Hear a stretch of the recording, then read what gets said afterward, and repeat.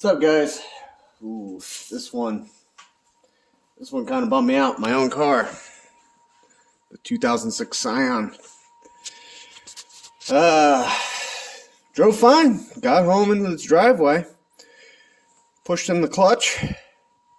Went to go try and pull it out of gear, and she was real lugging and wouldn't go. Like, what the heck? Now, excuse all the mess because I just got done shopping and stuff. But now, the clutch, even though our slave cylinder, we can see very good motion on our slave cylinder down there. Clutch feels beautiful, but when the engine's running, she will not shift into gear with the engine running. So it rolls fine, beautiful, clutch, beautiful pressure. So now we're in first, right?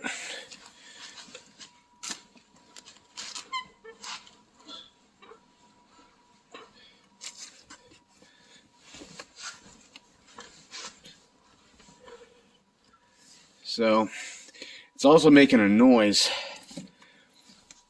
when I have the clutch in and it's in gear.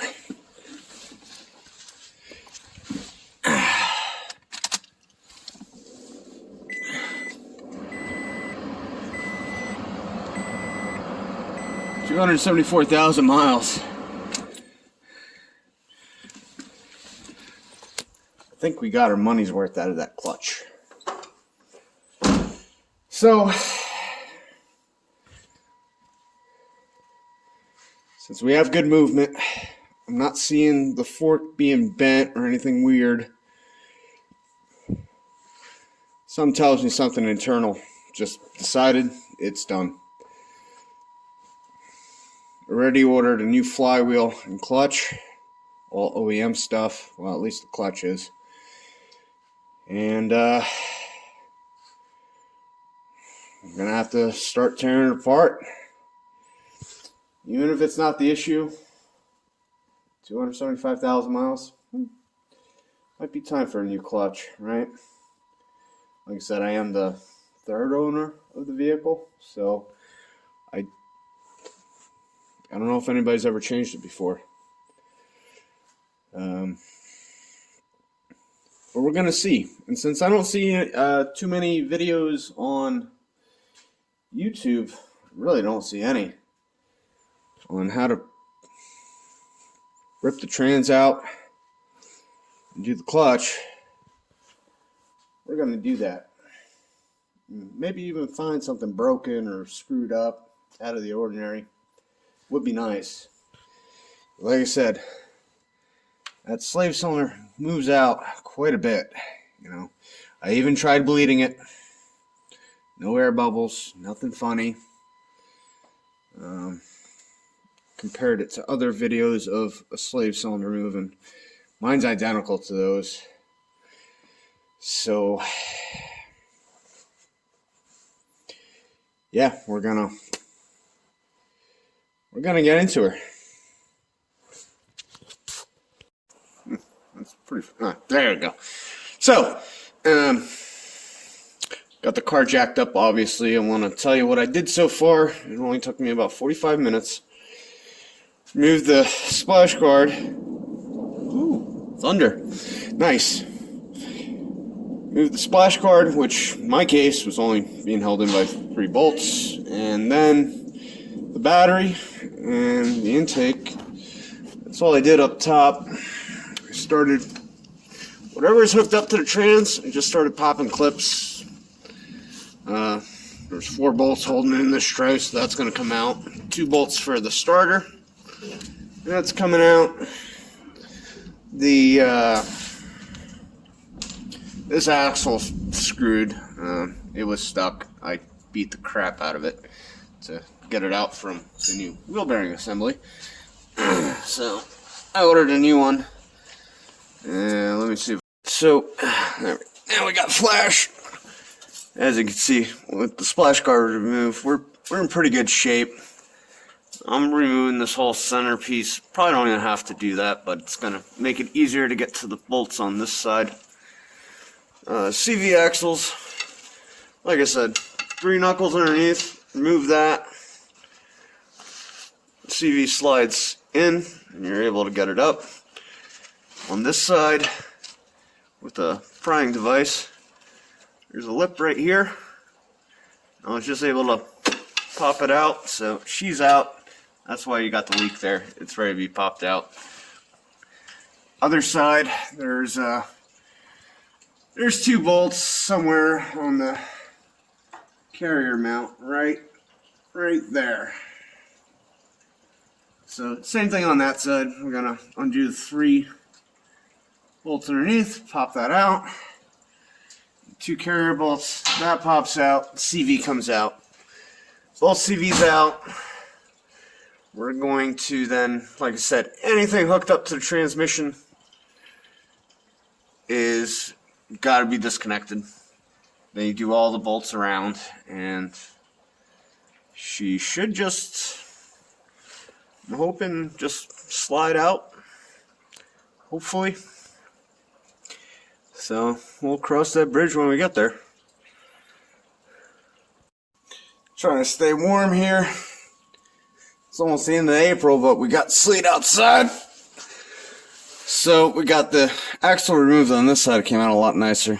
Brand new axle. So as you can see, the axle's up there.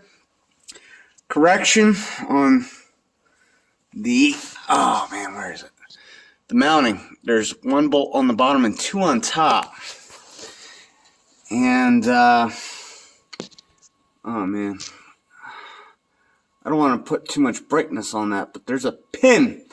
So what you got to do is you got to put a pry bar on that piece right here, pry it outwards a little bit, and what I did here was put a pair of vice grips on it, which let me be able to have something to pry on, because you don't want to pry under the, you don't want to pry on that cap or anything like that. But as you can see, we already have a gap there.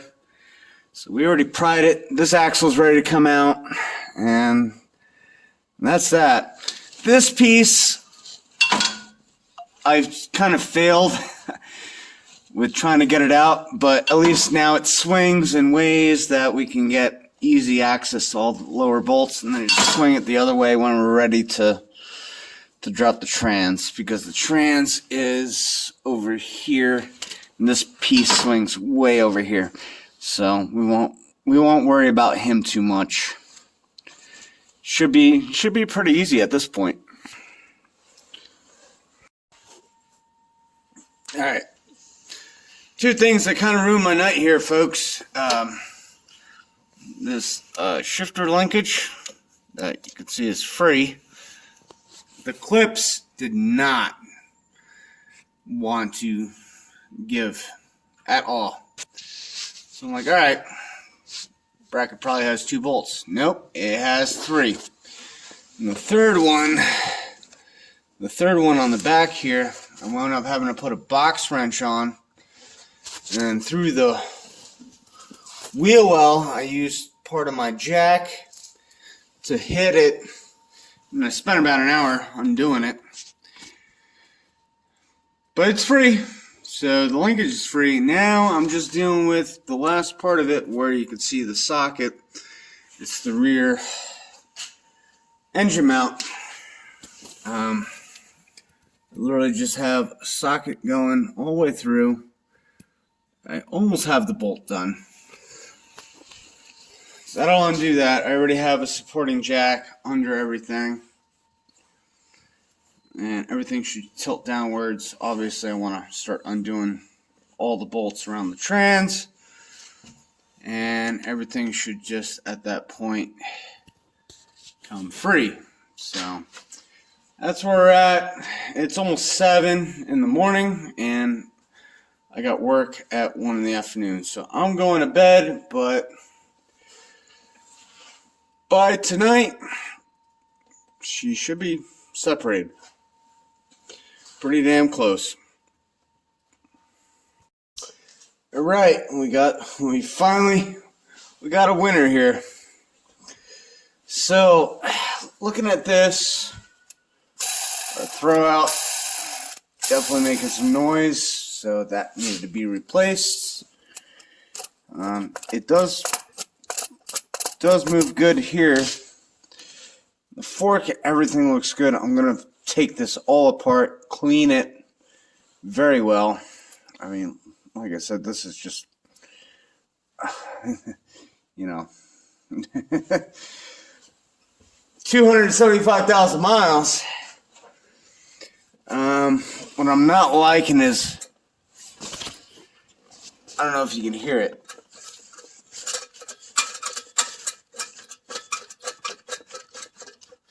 That metal is in here. So I think we had failure in here. I don't know if it was the fingers pressing in or something, but I can literally move the clutch even though it wasn't slipping. It was driving fine. Driving absolutely fine. But there's something funny going on.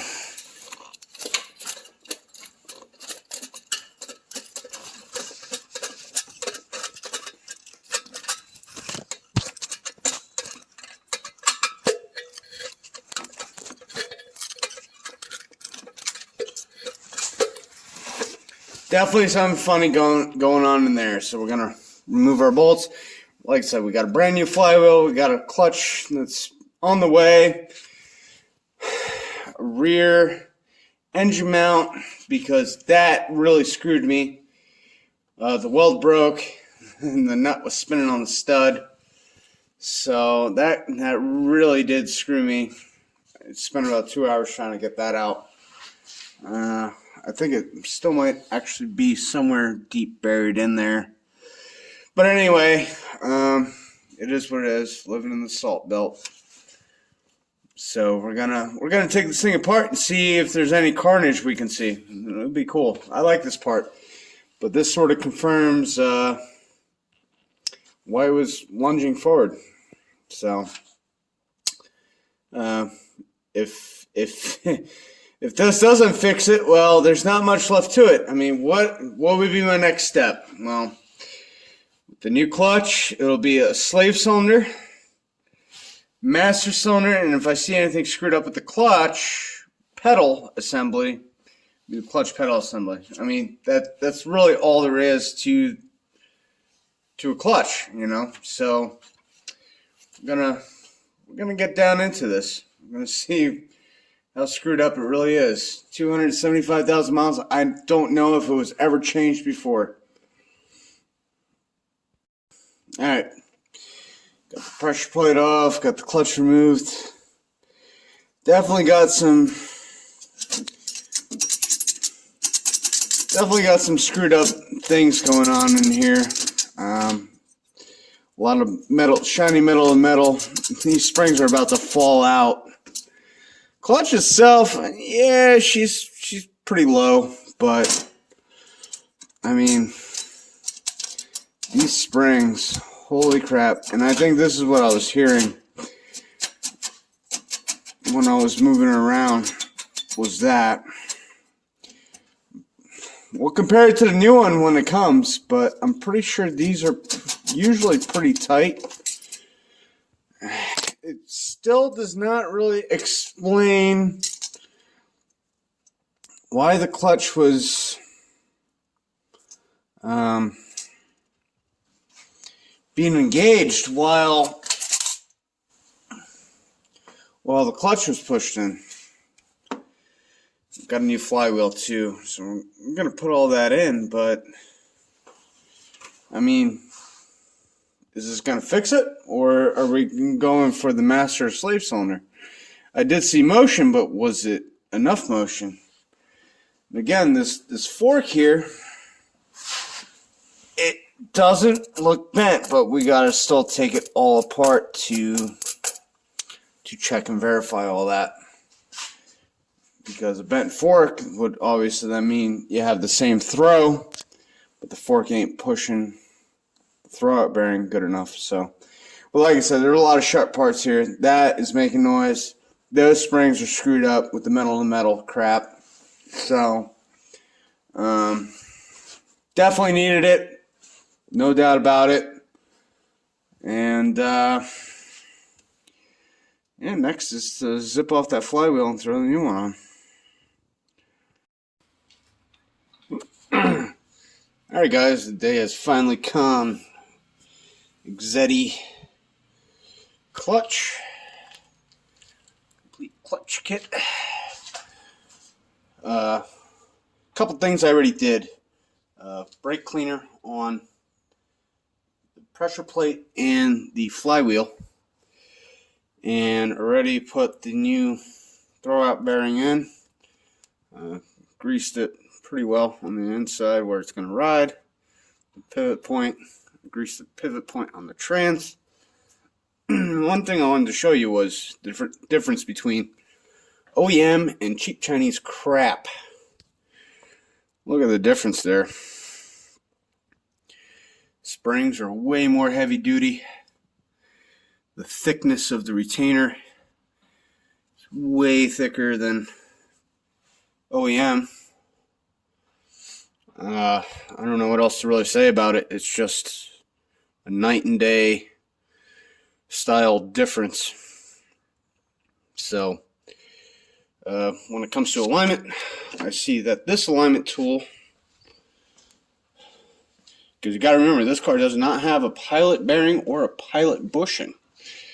But this will fit pretty nicely in the center there. So we're going to have to do our best to get it as straight as possible. So another thing is those flywheel bolts on all data. It has a discrepancy on the procedure. It says 95, no, on the spec sheet it says 95 foot-pounds. On the procedure sheet it says 80. Well, my torque wrench only goes up to 80, so I got him up to 80 and then I just gave him just a slight little extra nudge. That was it.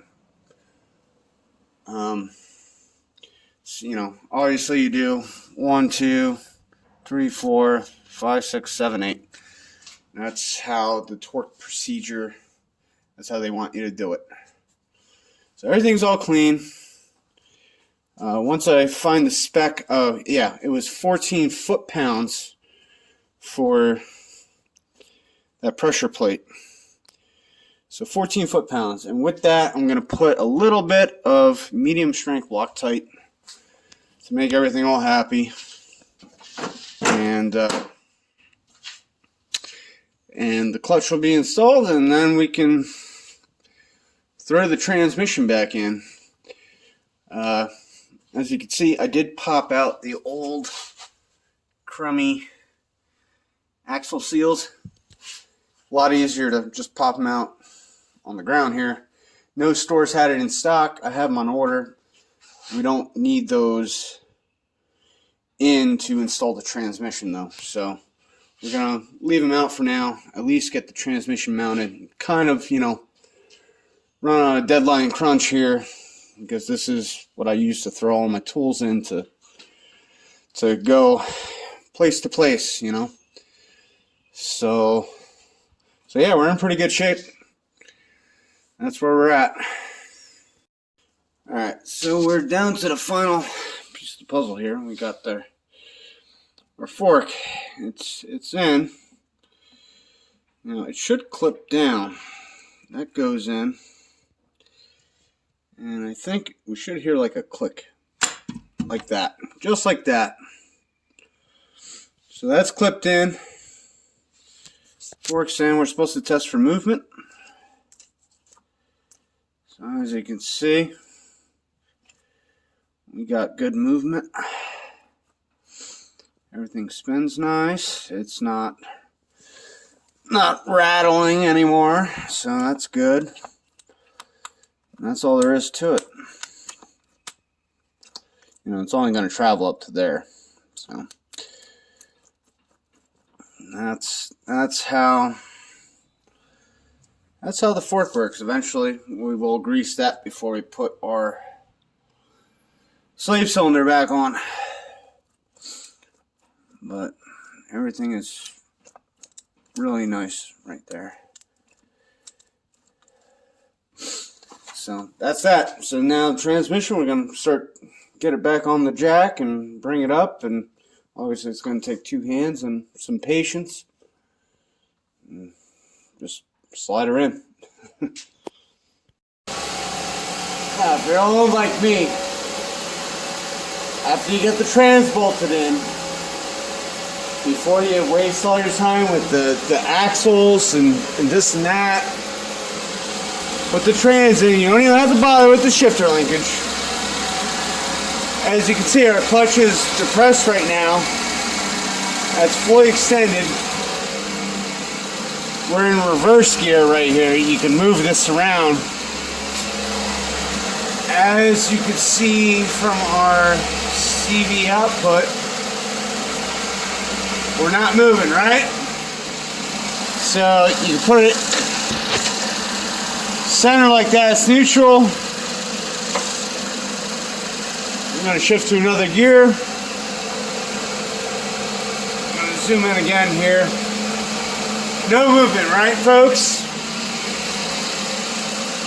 Car's running a little rough because we don't have our MAF sensor plugged in. So keep that in mind. We don't need that to run it. I have a bar here going to the clutch from the jack. So we just pull that out. I think you heard the sound difference there. But now, as you can see, we are turning. So, once this thing's back together, I'm pretty certain this is going to be a successful fix. I'm going to shut this off because there's no oil in the gearbox. But remember, originally, I couldn't get this thing to disengage the clutch. So that was the quick check right there, you know. Bar in the clutch. We had it fully extended. Now she's fully retracted. As you can see, the oil down there is because I bled it. You know, I was bleeding the line right there. Get all the air out. This clutch actually feels a lot better than what I used to have. It's a little softer to the touch, which is kind of nice. You know, less fatigue, especially in traffic conditions. You know, compared to that Chinese junk that was in there. But feels really nice. I just did it again. So at this point, it's a matter of getting the mounts on, getting the engine mounts on, and that's really it.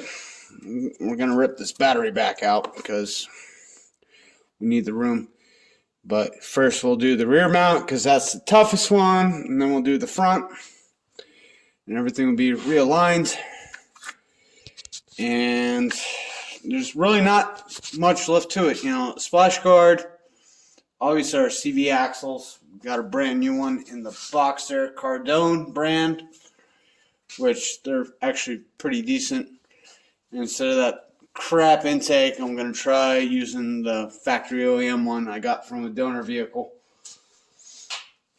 And obviously we're waiting on seals. So we're in pretty good shape here, folks. Who would have thought, you know? Must have been some of those fingers. Those fingers are thinner on that pressure plate. I don't know if they were bending in and just not letting the pressure off, or they were seized, and when I was pushing it in, it just, I don't know. But this is proof to the pudding that our CV axles ain't turning anymore. Disengaged clutch, they are turning. So for me, that's enough evidence that our clutch was the problem for not disengaging, and the only thing for not disengaging is our pressure plate. So use OEM parts, and you really shouldn't have a problem. I've said it time and time again. OEM, it's the only way. Do I sometimes not use OEM? Yes. But it's only if there's a ton of good reviews on it, and then I'll take the chance, I'll bite the bullet, and I'll do it that way. But other than that, OEM is the only way to go. Like I said, next video will be when everything's back together. But it's getting late. I have work in the morning, so I have things to do after work tomorrow. But maybe Monday, this thing will be finally 100% complete. So that's what I'm looking forward to. Make the video. Obviously, there's not much of a video to do. If it works, it works. If it doesn't, well, we keep troubleshooting. What's next if this doesn't work? Well, we really don't have much. We have the master cylinder. We have the slave cylinder. That's really it. One's either leaking or the other one's leaking. So, but just from what I see right here, we're in pretty decent shape because we're not even spinning with axles and brakes connected. You know, it could spin it literally in neutral, but it's not even doing that. So I'm like 99.9% sure we're 100% here, folks. So we'll see what happens after I get everything back together.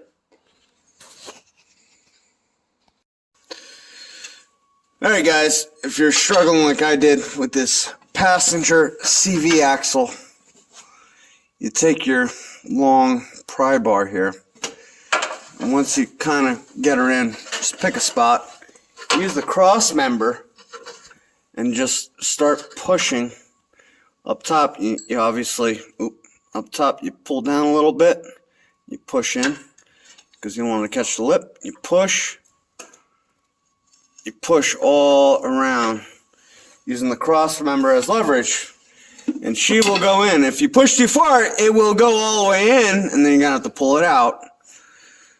So just take your time with it. Be patient. And it will go in beautifully flush. She was a tight hole, but we're good. We got in with just enough lube and just enough pressure. So just a quick update, because I, for whatever reason, didn't record it. Car is driving beautiful. Clutch pedal feels so much better.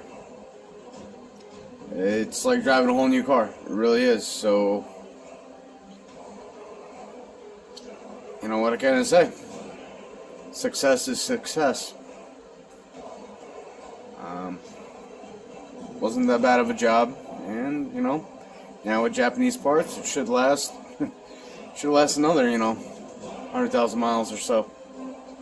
So, till the next one, guys.